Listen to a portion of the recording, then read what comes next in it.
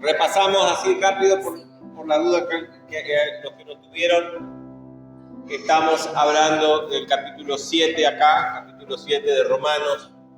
No lo escribo, ya lo sé, saben. Romanos 7, pero a partir del versículo 7 y hasta el 25 inclusive. Y nos habíamos hecho una pregunta de quién está hablando Pablo en el capítulo 7, del 7 al 25. Entonces, hay tres interpretaciones de quién está hablando Pablo. ¿Se acuerdan? De esa lucha que habla del hombre interior, pero en mí habita el pecado y es como una guerra en la cual estoy esclavizado, estoy vendido al pecado, no tengo posibilidad de victoria, en lo que desarrolla todo el capítulo 7. Entonces hay una versión que habla de que se trata del cristiano regenerado, de una batalla entre el viejo hombre y el nuevo hombre. Eso significa BH y NH.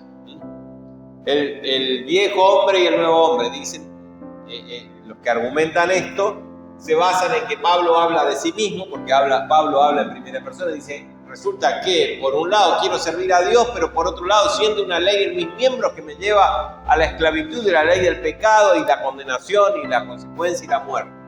Entonces, Pablo al hablar de sí mismo nos da a entender de que él es un cristiano regenerado. Entonces está hablando del cristiano regenerado. De que la voluntad, porque Pablo dice, por un lado, en mi hombre interior me complazco en la ley de Dios. Me deleito, dice la Reina Valera, en la ley de Dios. Pero por otro lado, mi carne me lleva a la ley del pecado. Y ahí plantea una lucha. Entonces, si me puedo complacer en la ley de Dios, no puede ser un inconverso, porque el inconverso no se complace en la ley de Dios. El inconverso odia la ley de Dios, la detesta, si es que la llega a conocer o conocer algo. Entonces, evidentemente, dicen que se trata del cristiano regenerado. Otro argumento en el cual se basan es que el inconverso odia, bueno, lo que yo había dicho, ama el pecado. Otro argumento es que todos los hijos de Dios hemos experimentado esta batalla entre nuestra naturaleza de pecado y la nueva naturaleza. Entonces se plantea, y muchos interpretan, muchísimos interpretan, la mayoría se interpretan de que se trata de la batalla entre el viejo hombre y el nuevo hombre. Otros dicen no. ¿Por qué? Porque el capítulo 6 y el capítulo 8, como vamos a ver hoy, hablan de que si viene el Espíritu Santo, somos regenerados, somos libres del pecado, y el capítulo 7 nos habla de que somos vendidos al pecado, esclavos del pecado y no tenemos salida. Entonces dicen, no se trata de cristianos regenerados, sino que Pablo está hablando del inconverso. Porque el Hijo de Dios ya fue liberado del pecado. ¿Bien? Y yo tuve que volver a explicar esto porque la pregunta de Vicente, porque Vicente sí encontró la inconsistencia. Dice, parece que hay una contradicción entre lo que veníamos viendo en el capítulo 6 y el capítulo 7. Entonces surge una interpretación que para mí es la correcta en el contexto de toda la carta y en el contexto de otras cartas de Pablo también, que no se está hablando, Pablo no está hablando del cristiano regenerado o el inconverso. Pablo está hablando de la ley versus la voluntad humana, las propias fuerzas, y la incapacidad de la ley para librarnos del pecado. Lo único que sí hace la ley es mostrarnos el pecado. La ley es la luz de Dios que alumbra nuestra conciencia y nos enseña la voluntad de Dios, y resulta que ahí nos damos cuenta de que queremos hacer la voluntad de Dios y no tenemos la capacidad de cumplir con la voluntad de Dios. Entonces nos transformamos en personas que tenemos la luz de Dios, que sabemos lo que Dios quiere, pero fracasados, siempre condenados, siempre persiguiendo el bicho desde atrás. No tenemos posibilidad de cumplir la voluntad de Dios, cumplir la ley de Dios, es llegar a los estándares de lo que Dios pide, ¿no? Para mi criterio es correcta esta interpretación, aunque yo muchas veces en mi interpretación también se me mezclaba este primer punto. Un inconverso a mí me parece que no puede ser, pero yo interpretando desde este primer punto también llegaba a la conclusión de Vicente, hay una contradicción acá con el capítulo 6. Claro, no hay contradicción si decimos, Pablo no está hablando del hombre regenerado, del inconverso, está hablando de la ley, están explicando la función de la ley y su incapacidad para ayudarnos a librarnos del pecado, ¿no? Entonces, Pablo, y ahí va, ¿se entendió hasta acá? ¿Sí? ¿Alguna pregunta? ¿Podemos pasar ya al siguiente? Bien. Pablo retoma entonces el versículo 6 del capítulo 7, acá en el capítulo 8. Ahora entramos al capítulo 8 de Romanos. A mí me gustaría, si lo pueden anotar esto, sería bueno, porque después se van a olvidar. ¿Cómo eran las tres interpretaciones que hay? ¿Cómo eran las tres? ¿No? Esto es bueno, se pueden sacar una foto y después lo copian, lo escriben más lindo, porque vieron que yo hago todo así resumidito. ¿Qué dice el versículo 6? Pero ahora estamos libres de la ley por haber muerto para aquella en que estaba... Perdón, voy a usar anteojos. Ahí está. La Valera 7:6. Pero ahora estamos libres de la ley por haber muerto para aquella en que estábamos sujetos, esclavizados, de modo que sirvamos bajo el régimen nuevo del Espíritu y no bajo el régimen nuevo de la letra. Ahí Pablo pasa a explicar el problema de la ley, la función de la ley y su incapacidad de solucionar el problema. Y en el versículo 8 es como que retoma el versículo 6 del capítulo anterior. Dice, ahora pues, en consecuencia de que estamos libres de la ley, porque la ley es imposible, tiene la incapacidad de librarnos. Ahora pues, ninguna condenación hay. ¿Qué nos decía el capítulo 7 en los versículos anteriores? Que vivimos condenados. ¿Por qué? Porque no podemos cumplir los estándares de Dios. Pecamos, eso nos lleva a la condenación, nos lleva al juicio que nos produce la misma ley, porque tenemos la conciencia que nos marca el pecado y sentimos el sabor de la muerte porque nos desconecta de Dios, que es nuestra fuente de vida, ¿no? Contristamos el Espíritu Santo, el Espíritu de vida que está en nosotros. Dice Pablo, no hay ninguna condenación para los que están en Cristo Jesús. Para los que no están en Cristo Jesús, sí hay condenación. Es más, están todos condenados, ya han sido condenados. Jesús dijo, yo no vengo a condenar al mundo, porque ya está, ni a juzgar, ya está juzgado el mundo, está condenado. Vengo a salvar de esa condenación en que están todos los muchachos, todos nosotros estamos. Él viene a rescatar de esa condenación, y los que están en Cristo Jesús, en Él, no están libres de la condenación, de ese juicio. Eso es una cosa maravillosa, porque la condenación es muerte. Esa es la condena, el resultado, la sentencia de esa condena es muerte. ¿Vieron que en el juicio está por un lado la sentencia y por otro lado la pena, ¿no? La pena. Una cosa dice, bueno, ¿es culpable o no? Sí, es culpable, bien. Ahora, ¿qué pena le corresponde? Si hay atenuantes o no, tantos años de cárcel o tal cosa o tal otra, ¿no? Una cosa es la condenación. Culpable, culpable. Y aparte está la pena, la muerte. Es lo que nos toca, ¿cierto? No hay condenación para los que están en Cristo Jesús, en Cristo el Mesías, o en Jesús el Mesías. ¿Qué significa estar en Cristo? Fíjense, la idea de Pablo cuando dice estar en Cristo es que nosotros no tenemos salvación fuera de Él. No es que nosotros creemos y seguimos una religión y yo sigo aparte y creo en las cosas de Cristo y hago lo que Cristo más o menos dice, o trato de hacer más o menos lo que Cristo dice. Sí. Esa es más la idea. En Cristo es estar en un vínculo cercano, en un vínculo muy intenso. Dentro de Cristo. No podemos estar fuera de Cristo, ¿sí?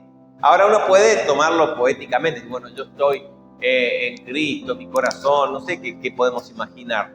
Estamos hablando de que si yo estoy en Cristo, estoy vinculado a Él, estoy atado a Él, estoy yendo con Él. Es su voluntad la que se tiene que cumplir en mi vida.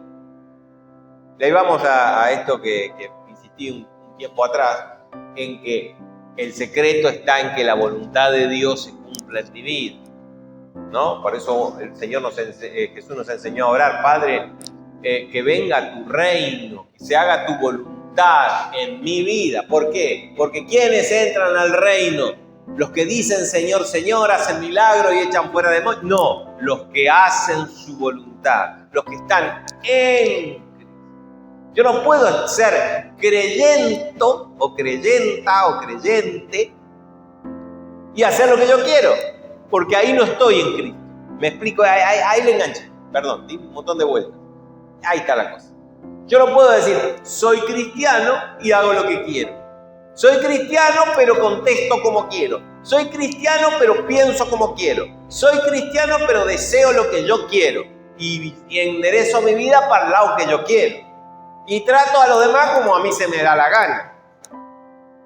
No funciona así. Estoy en Él. Para esos que están en Él, dice Pablo, no hay una condenación. Para los otros sí, viven condenados porque por más que son cristianos, no pueden, viven atados como Pablo lo describía bien en el capítulo anterior. ¿Por qué no hay condenación para los que están en Cristo Jesús? Porque la ley del Espíritu de vida en Cristo me ha librado de la ley del pecado y su consecuencia, la muerte. ¿Por qué la ley del Espíritu? Habla de la ley del Espíritu como el poder del Espíritu, el sistema espiritual, lo que llaman en teología la economía del reino de Dios, todo el sistema, ¿no? Pablo hace referencia y opone la ley del Espíritu contra la ley del pecado que nos había hablado en el capítulo anterior. Hay una ley en mis miembros, ¿qué hago yo? Pego. ¿Qué hago yo cuando pasa tal cosa? Me sale de adentro, hay como una ley que no puedo. Es como cuando tiro algo para arriba, cae la ley de la gravedad. Así me pasa con mi naturaleza de pecado. Pues, dice Pablo, ante esa idea de que hay una ley en mí, él opone la ley del Espíritu, ¿no? Que contrarresta esa ley que está en mí. Y ahí muestra la victoria, lo que la ley no podía hacer. La ley de Moisés ni la ley de Dios en nuestra conciencia. La ley de Dios en nuestra conciencia, ya sea la ley de Moisés o la ley natural, nos puede mostrar, pero era impotente para sacarnos de nuestra ley del pecado. Ahora, hay una ley, dice Pablo, que es del Espíritu de vida, que es el del Espíritu de Cristo, por eso es en Cristo Jesús, que sí me libra, dice, la ley del Espíritu de vida en Cristo Jesús me ha librado de la ley del pecado y de la muerte. Me ha librado, no es que me librará, me ha librado, ya lo hizo, me ha librado. Hay algo cuando yo estoy en Cristo, en comunión, en vinculación con Cristo. ¿Cómo me vinculo con Cristo? ¿Cómo me vinculo con una persona? A ver, ¿cómo me vinculo? Hablando, muy bien, conversando. Yo me vinculo con una persona a la medida que lo voy conociendo, ¿cierto? Y me voy dando a conocer. Entonces, ahí el vínculo puede ir a una amistad y se trata de dos personas de distintos sexos, puede llegar a una relación mucho más íntima porque se van conociendo, se van vinculando. Es lo mismo. ¿Cómo me vinculo con Dios? Porque uno dice, bueno, ese vínculo y volvemos a poetizar, ¿no? No es poesía, tengo que orar, tengo que buscar a Dios en oración y en su palabra. De esa manera yo me vinculo con Dios y empiezo a pensar como Él, a estar en Él y no en mí. Vieron que dice, bueno, lo que pasa es que yo soy cristiano, pero a veces se me sale la cachaveta. Lo que pasa es que yo tengo un carácter y bueno, yo soy así, ¿qué voy a hacer? Nací buen mozo y entonado para el querer. ¿Qué va a hacer? Soy demasiado lindo. Las chicas me siguen. No, señor. Eso no hay excusa acá. Si estamos en Cristo, si estamos en Él, es decir, si yo me vinculo con Él, si yo lo busco, si yo estoy en comunión con Él, si estoy tratando de escuchar su voz, si estoy poniendo mi carácter, mi problema, mi vida, mis relaciones en Él, entonces empieza a suceder cosas cosas sobrenaturales, cosas milagrosas. Empieza a operar una ley, que es la ley del Espíritu de Cristo, que está ¿en dónde? ¿Que viene de afuera y cae sobre nosotros? No, está dentro nuestro. Bien. Me ha librado de esa ley. Ya no soy esclavo del pecado. Ya no soy esclavo de la ley del pecado y de la muerte. Porque lo que era imposible para la ley, fíjense, a ver, estos paralelismos. Tenemos, por ejemplo, carne y espíritu. ¿Qué otro paralelismo, otra contraposición tenemos? Vida y muerte. No, vamos a poner acá. Muerte, en esta columna. Muerte. Y acá tenemos vida. ¿Qué más? Acá tenemos esclavitud. Y acá tenemos libertad. Acá tenemos imposibilidad.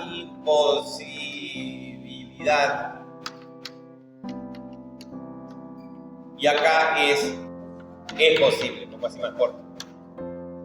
Eso va haciendo Pablo en su argumentación. Todo el capítulo 8 va poniendo. Esto es, pero aquello es.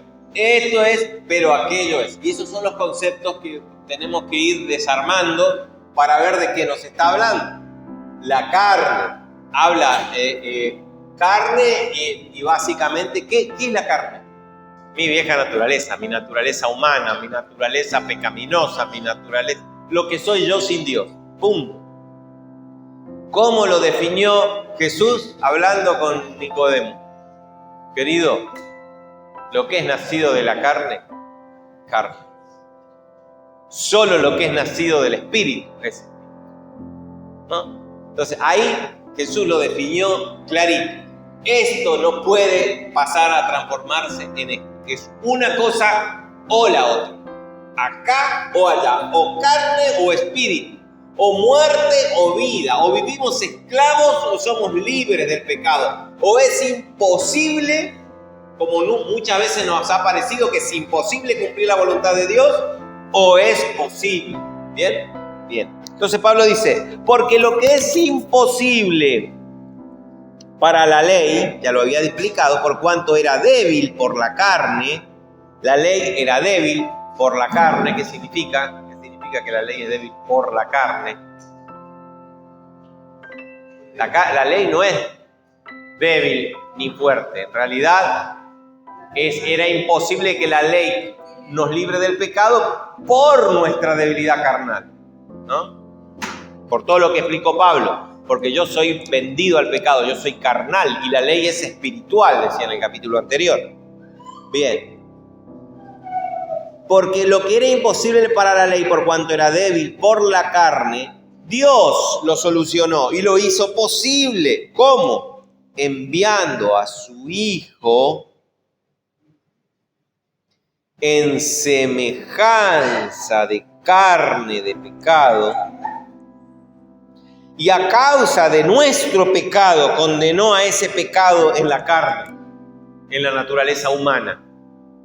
Pero acá fíjense cómo Pablo nos aclara y nos deja de una manera muy delicada, dice, en Cristo no había pecado. Por eso él dice en semejanza de carne de pecado, porque era un hombre sin pecado. ¿Cierto? Un hombre como nosotros, sin pecado, que estuvo expuesto a todas las tentaciones igual que nosotros, pero sin pecado. Bien, ahora sobre él Dios cargó todos nuestros pecados y él fue el que pagó con su vida nuestros pecados.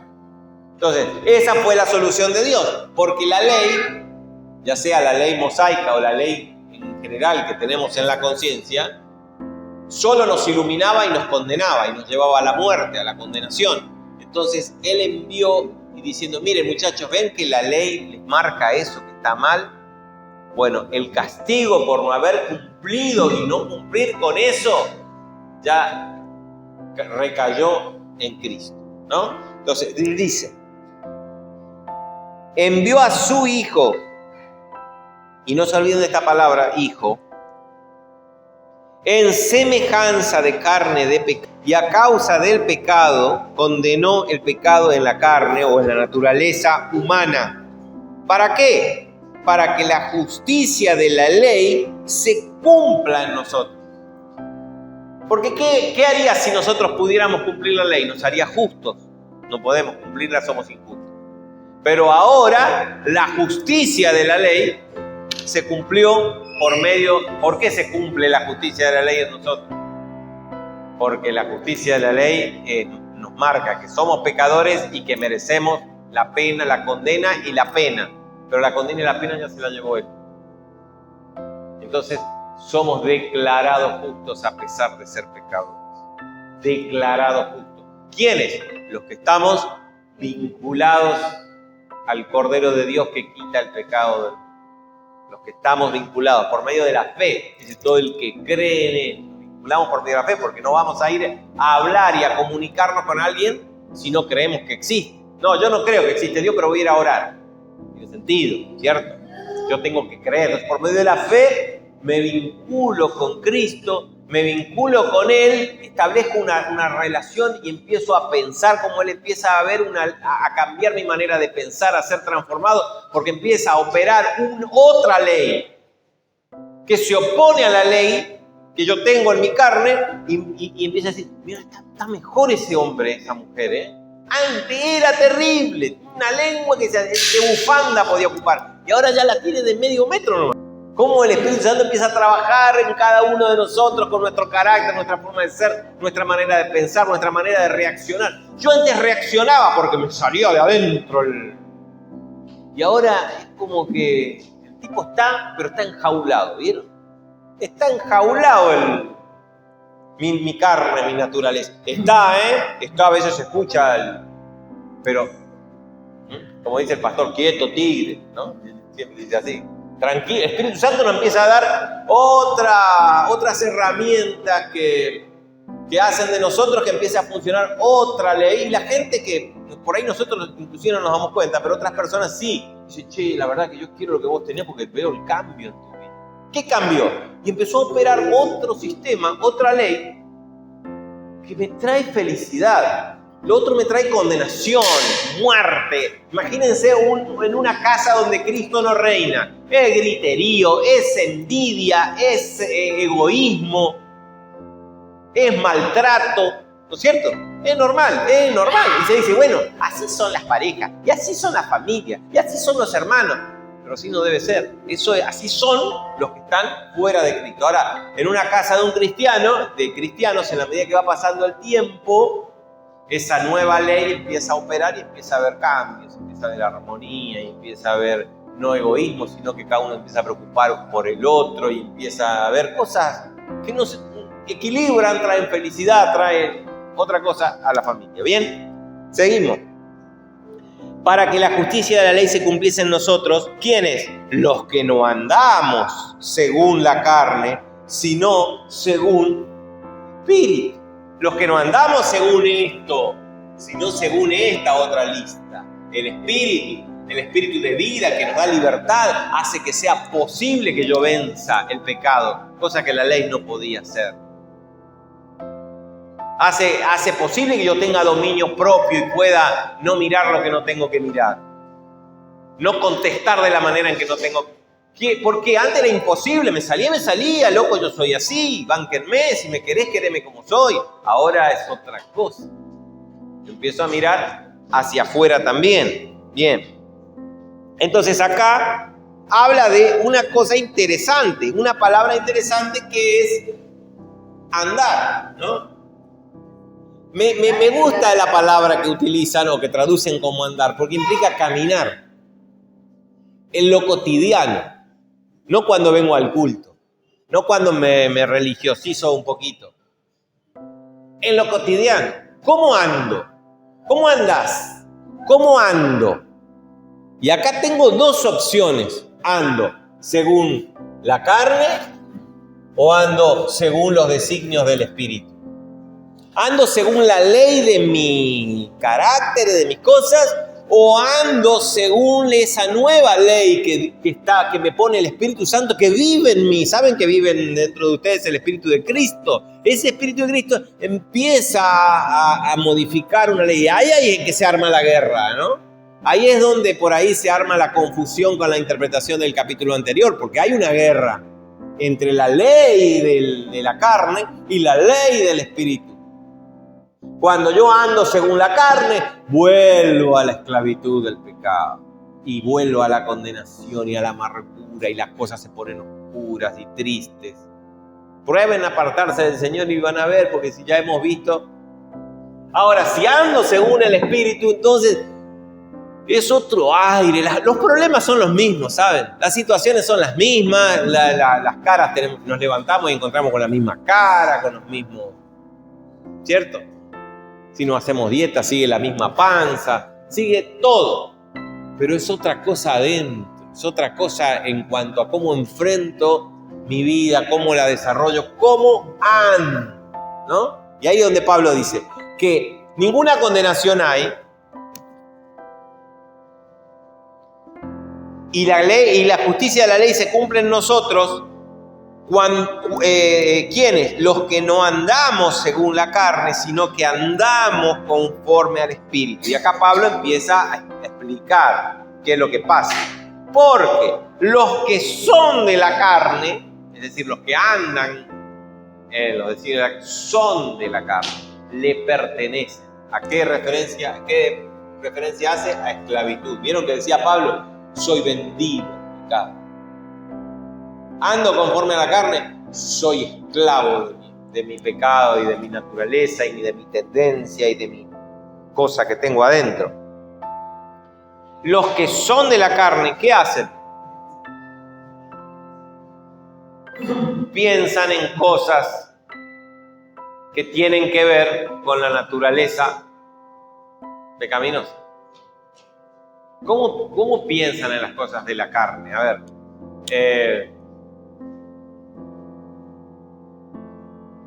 un ejemplo, a ver, si alguien habla mal de mí, una persona humanamente, ¿qué hace?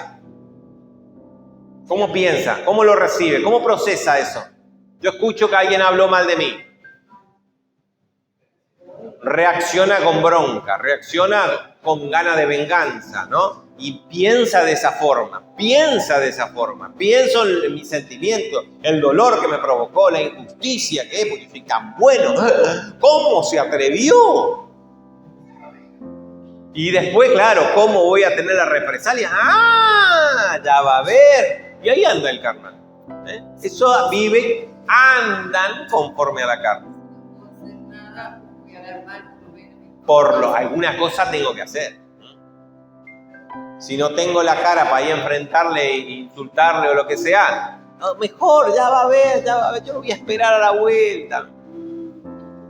¿O eras el que dijiste aquella vez? Entonces, los que son de la carne piensan en las cosas de la carne. Se ocupan de este mundo, de buscar esto, de buscar el otro, la gloria de acá, la gloria de allá, tener reconocimiento, tener... A mí nadie me quiere, a mí y yo y a mí. ¿Me explico? Siempre centrado en las cosas de la carne. Pero los que son del Espíritu piensan en las cosas del Espíritu. Y los que son del Espíritu tienen la luz necesaria para darse cuenta que en nosotros nos mora el bien. Entonces uno empieza a decir, che, a ver, dijo tal cosa. ¿Por qué dijo tal cosa? ¿Será que tiene algo de razón aquella persona? Y bueno, si no tiene razón, que el Señor, que es juez de todo, haga lo que tenga que hacer. Tal vez el Señor la puso, como dijo David, ¿se acuerdan? Cuando vino el marido de Abigail, era que lo insultaba no era Gabriel, era otro. Cuando David estaba huyendo de Absalón, que lo insultaba, que él dijo no, que los lugartenientes, la seguridad de David decían que quieren que lo matemos. No, déjenlo, porque si insulta, debe ser Dios que me lo mandó a insultar. Fíjense qué rara la manera de pensar, pero así la ley del Espíritu hace que pensemos distinto, hace que nosotros reaccionemos distinto. Entonces, nuestra pregunta tiene que ser, ¿cómo andamos? Según nuestras reacciones, ¿no? ¿Cómo andamos? ¿Andamos en la carne o andamos en el Espíritu? Y es triste andar en la carne. Y muchas veces nos vamos a encontrar en esto. Menos mal que tenemos el camino abierto para volver, ¿no? Y ahí vamos. Cada vez que nos desconectamos del Espíritu y andamos en la carne, porque también, creo que lo decía la semana pasada, vamos avanzando en el conocimiento. Y a veces no nos damos cuenta que estamos en la carne y Dios nos pone en situaciones de prueba para que nos demos cuenta y su luz nos ilumine y nos dé, mirala, y pedimos perdón al Señor, volvemos a Él y aprendimos una lección. Entonces, también es una evolución. También esto no es de mañana voy a andar en el Espíritu y listo, porque es una lucha, es una guerra donde ¿quién va ganando nada más? ¿Saben quién gana? Al que alimentamos más. ¿La carne o el Espíritu? ¿Con quién nos vinculamos más? ¿Pensamos si estamos todo acá abajo, o buscamos de Dios y nos concentramos en las cosas que vienen de Dios? Por eso Pablo dice, pongan la mira en las cosas de arriba, no en las de la tierra. Incluso a veces mucha noticia, estamos sobreinformados con las redes sociales, con esto, con el otro. A veces hay que hacer un parate, un ayuno y dedicarse, porque si no te agarra desesperación, te agarra angustia, te quieres colgar de un árbol. No, vamos a buscar las promesas de Dios, lo que Dios tiene para nosotros, fortalecernos, buscar en Él es nuestra roca, Él es nuestro refugio, ¿no? Si no, nos te hace mal. Bien.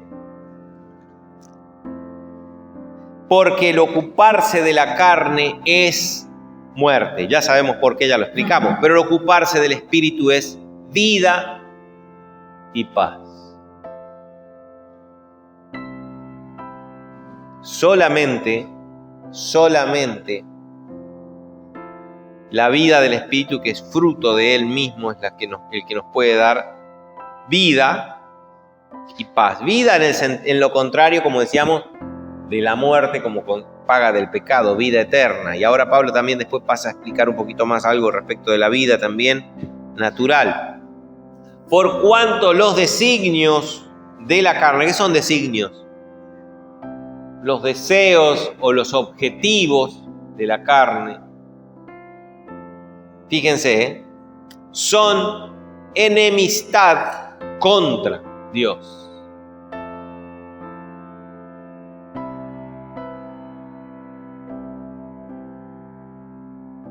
Si vivimos según la carne, nos constituimos enemigos de Dios. ¿Por qué? Porque no hacemos su voluntad, sino la voluntad nuestra, de nuestra carne, de nuestra naturaleza. Nos volvemos enemigos de Dios porque Dios nos quiere llevar por otro camino. Y nosotros somos enemigos, rebeldes. Y les digo así bien a los misioneros, no da para tener de enemigo a Dios. Porque ¿saben qué? Él, en vez de venir con una espada de fuego a cortarnos la cabeza, nos persigue y nos busca la vuelta y nos pone trabas. Si queremos pelear, Él nos va a pelear. El Espíritu Santo que vive en nosotros va a pelear con nosotros porque Él quiere que nos dobleguemos a su voluntad. Porque es lo único que nos va a salvar y Él nos quiere llevar a ese punto, a hacer su voluntad. Así que pelear con Dios, se lo digo por experiencia propia, no lleva a nada porque nunca vamos a ganar. Nunca le vamos a ganar. Y eso da bronca, ¿saben? Porque es injusto. Yo quiero hacer lo que yo quiero. No, Señor. Es la ley del Espíritu de Dios, que es un espíritu de vida, en contraste con la muerte que produce el pecado. Bien.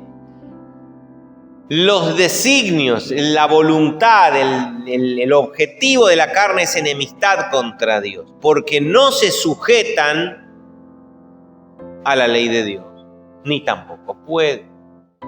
Si yo vivo en la carne, vivo como el del capítulo 7, siempre fracasando, siempre condenado, siempre me sale el indio, siempre se me escapa el monstruo. Ahora, la única manera es vivir según el Espíritu. ¿Por qué? No me sujeto a la ley de Dios, no hago su voluntad y tampoco puedo. Estoy vendido al pecado, fracasado. Soy un creyente fracasado. Bien, ¿qué es vivir según el Espíritu entonces? Estar en la voluntad de Dios. Y para eso necesito comunión con Él. Comunión con Él. Buscar su presencia y buscar su palabra. Si no, estamos expuestos a toda la porquería que vive en nosotros. ¿Sí? Porque esto nos persigue hasta que el día que nos muramos. Bien. ¿Qué más podemos decir? Hay mucho para ahondar, pero no quiero ahondar en temas más teológicos. Hay cosas maravillosas que podríamos ver, pero tenemos que ir terminando. Así que vamos a avanzar un poquito. Y los que viven según la carne, esto sí que es bravo. Este versículo es bravo. Los que viven según la carne, como no cumplen la ley de Dios, no pueden agradar a Dios. ¿Y si canto corito el domingo? ¿No le agrada a Dios? ¿Mi alabanza y mi adoración no la recibe? No. Porque adorar y alabar no es cantar. Dios no se agrada en nuestras canciones, Dios no se agrada en nada que hagamos acá un domingo. Dios solo se agrada en una persona, en la que tiene complacencia. Solo se agrada en Cristo. Él tiene que ver a Cristo en nosotros para que se agrade en nosotros. Si estamos fuera de Cristo, Él no se agrada en nosotros. Cuando estamos en Cristo, aún con todo lo que somos olor fragante. Y ahí sí, si cantamos, aunque desentonemos, vamos a adorar. Pero no porque cantemos. No adoramos porque cantamos canciones de adoración. Adoramos porque nuestra vida, en el momento en que estamos cantando acá un domingo, o no sé cuándo nos reunimos en su casa, está expresando aquel en el única persona que Dios se complace. Por eso dice, este es mi Hijo en quien tengo complacencia, a Él oíd, a Él escuchen, a Él sigan, porque solo en Él tengo complacencia. ¿Están fuera de Él? Yo no me complazco ni que cante, ni baile, ni que tengamos una orquesta, ni que tengamos un coro, ¿no? Ni que toque la banda, ni que cante troche. ¿Vieron? Muchas veces pasa que cantamos, corito, qué lindo, corito, qué lindo. No es cantar coro. No. Si cantáramos los himnos de allá entonces sí, ahí viene el Espíritu. No, hay que cantar las canciones modernas. Nada, podemos cantar arroz con leche. Yo digo, exageradamente digo, ¿no? Podemos cantar arroz con leche y adorar, porque es una cosa de lo que Dios ve en nosotros. ¿Bien? Si no, no agradamos a Dios. Más, Pablo, menos mal que retoma y les habla a los romanos, a la iglesia de Roma, y le dice, más ustedes no viven según la carne, ¿no es cierto? No sé para qué estoy hablando, dice Pablo, si ustedes no viven según la carne. Si no, viven según el Espíritu, ¿o no? Si es que el Espíritu de Dios vive en ustedes. Porque si el Espíritu de Dios vive en ustedes, viven según el Espíritu. Y si alguno no tiene el Espíritu de Cristo, no le pertenece. Porque si le pertenece, tiene el Espíritu de Cristo. Quiero leer esto rápido porque es maravilloso. Fíjense, miren, Pablo cada vez va más profundo y dice, pero si Cristo está en ustedes, en la persona de su espíritu, el cuerpo en verdad está muerto a causa del pecado, mas el espíritu vive a causa de la justicia. ¿Qué está hablando? ¿De qué se está refiriendo? Si Cristo vive en mí, mi cuerpo está sujeto al pecado. Por eso ya no corro como cuando tenía 20, ¿no? Por eso me voy arrugando y me voy quedando pelado y me voy poniendo viejo y enfermo. ¿Y saben cómo terminamos todos? Muertos. Porque nuestra naturaleza de pecado a partir de Adán, nuestro cuerpo, pero nuestro espíritu, una vez que está Cristo adentro, es vivificado, ¿no? Fíjense cómo dice. Vuestro cuerpo está muerto, porque ya para Cristo somos muertos caminando, porque nuestro cuerpo natural está condenado a la muerte. Mas el espíritu vive a causa de la justificación de Dios que nos declara justos.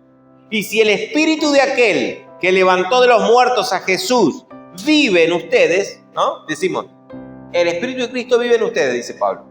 Y el cuerpo está muerto porque nos vamos hacia eso, hacia la muerte. Pero el espíritu vive. Pero si ustedes tienen el espíritu de Cristo que levantó de los muertos a Cristo Jesús, vivificará también vuestros cuerpos mortales por el espíritu que vive en ustedes en la segunda venida del Señor. Así que no se pongan tristes que nuestro cuerpo está muerto y va hacia la muerte, uno antes, otro después. Porque un día este cuerpo también, ahí se va a completar el círculo de la redención completa. Espíritu, alma y cuerpo redimido. Cuando este cuerpo que se pone feo y viejo sea transformado y sea glorificado como el cuerpo resucitado de Cristo. Por ese mismo espíritu. Entonces, volvemos a resumir. Pablo dice, este espíritu que está en ustedes, si bien el cuerpo se está poniendo viejo, se va a morir, está muerto, el espíritu se vivifica. Y no se preocupen, dice Pablo, porque si está el espíritu ese adentro, el día de la segunda venida, ese mismo espíritu, así como lo levantó a Cristo de los muertos, los va a levantar a ustedes también. Y ahí sí vamos a poder estar sin cansancio. Vamos a ser todos lindos. Ya no vamos a tener ninguna preocupación que tiene que ver con este cuerpo atado a la naturaleza del pecado. Bien. Así que hermanos, si tenemos toda esta verdad, somos deudores, somos esclavos, le debemos no a la carne para que vivamos según la carne. Porque si viven según la carne van a morir, mas si por el Espíritu hacen morir las obras de la carne, viviréis. Porque todos los que son guiados por el Espíritu de Dios, estos son hijos de Dios. Esto vamos a tener que volver la semana que viene. Fíjense, guiados. Jesús dice, yo soy el buen pastor. Guiado, su voluntad. ¿Qué quiere Dios para mi vida? No, ¿qué quiero yo? No, pero yo quiero esto porque a nadie le interesa en el mundo y el reino de Dios lo que vos querés. ¿Qué quiere Dios para tu vida? Eso es lo importante. Estos son hijos de Dios, porque no recibimos el espíritu de esclavitud para estar siempre otra vez en temor a un juicio de Dios, siempre condenado, siempre cayendo en pecado, siempre dominado por nuestro mal carácter y nuestra porquería, sino que hemos recibido este espíritu que vive en nosotros. Es un espíritu de adopción por el cual clamamos Abba. En arameo era la primera palabra que un niño chiquito decía cuando veía a su papá. Abba. ¿Cuándo Jesús dijo Abba? En el Getsemaní. Y lo dijo con una angustia diciendo, Abba, si es posible, quita de mí esta copa, pero que no se haga mi voluntad. Quiero ser guiado por tu. ¿No? Pero qué lindo, porque cuando estamos en complicación, en angustia, en tristeza, qué lindo ese clamor que el Espíritu Santo nos pone adentro, decir, Abba, Padre mío, papá. Qué confianza que nos da. ¿Quién nos da la confianza? El Espíritu Santo. Nos revela. Dice más adelante, Él da testimonio, en el versículo siguiente, Él da testimonio a nuestro espíritu. Es decir, nos testifica, nos enseña, nos revela que Dios es nuestro papá. Estoy en este desastre, estoy así, papá, lo que sea que nos estemos viviendo. Papá, papá, gracias. Ese es el vínculo. No se trata de un vínculo con un Dios que tengo que cumplir, con una religión, con una ley, no, es un vínculo íntimo. Y yo soy hijo en el Hijo, siempre en Él, siempre en Cristo. Cuando estoy en Cristo, me siento hijo. El Espíritu de Cristo que está en mí revela que soy hijo. Y digo, papá. Y eso es maravilloso. Cuando estamos en angustia, en desesperación, papá, si es posible solucionar esto, pero que no se haga tu voluntad, que no se haga tu voluntad. Perdón, que no se haga mi voluntad, perdón, que no se haga mi voluntad, que se haga tu voluntad, por favor. Esa es mi principal preocupación. Señor, esto me duele, esto me molesta, esto no lo entiendo. Pero que no se haga mi voluntad, que se haga la tuya, esa es la principal preocupación. Era la principal preocupación de Cristo. Llegó a la muerte haciendo la voluntad del Padre, a pesar de que no quería, a pesar de que le dolió, a pesar de que le daba todo lo que le hizo sufrir en Getsemaní, que transpiró gotas de sangre. Qué lindo esto, ¿no? Porque podemos hacer lo mismo que Jesús. Abba, Padre. Pone Abba, Padre, pero en realidad es lo mismo. Abba. Lo pone así con la lengua original. ¿Cuántas cosas Dios nos ha regalado? ¿Cierto? Por eso dice, hermanos, dice acá, así que hermanos, somos deudores no a la carne, somos deudores al Espíritu Santo, a Dios. Y Él nos ha dado todas estas riquezas y estas maravillas. Así que, fijémonos cómo andamos. Dice un pasaje en Jeremías, párense en los caminos y preguntad cuál es la senda antigua, ¿no? Vamos a orar, ¿sí? ¿Qué les parece? Señor, te damos gracias por todo esto que nos revelás en tu palabra, porque nos has llamado a cosas grandes, cosas maravillosas, cosas importantes. Te pedimos perdón, Señor, por menospreciar cosas tan hermosas, tan profundas, tan valiosas. Perdón por revolcarnos en nuestros pecados y en nuestro carácter y nuestras porquerías, menospreciando lo que nos has dado. Pero menos mal que podemos ponernos de pie, podemos tomar la decisión de caminar a tu trono y alcanzar gracia para el socorro necesario, alcanzar tu perdón, tu misericordia. Perdón, Señor, por no ocuparnos de lo que tenemos que ocupar. Perdón, Señor, porque nuestra mayor parte del tiempo lo gastamos en cosas que tienen que ver con nuestra carne, con nuestros objetivos, con nuestros deseos. Y poco nos ocupamos de tu voluntad, de lo que vos deseas. Y nos constituimos en enemigos, luchamos contra tu voluntad, Señor. Pero queremos agradarte. Queremos agradarte con nuestra vida cotidiana, con nuestra vida de mañana, con cada cosa que hacemos, con cada respuesta. Queremos agradarte, queremos hacer tu voluntad. Qué bueno esto de poder llamarte Padre, Papá, con tanta confianza podemos entrar a tu presencia y decir, necesito esto, me siento así, levántame, gracias, Padre, por esto. Gracias por habernos llamado a tu familia, por habernos convocado a formar parte de tu pueblo, Señor, y habernos santificados y justificados, habernos declarado justos, Señor, a pesar de lo que somos. Queremos permanecer en ti. Queremos conocerte más, queremos escuchar tu voz. Revélate, Señor, revela tu voluntad en nuestro corazón. Lo pedimos en tu nombre. Amén.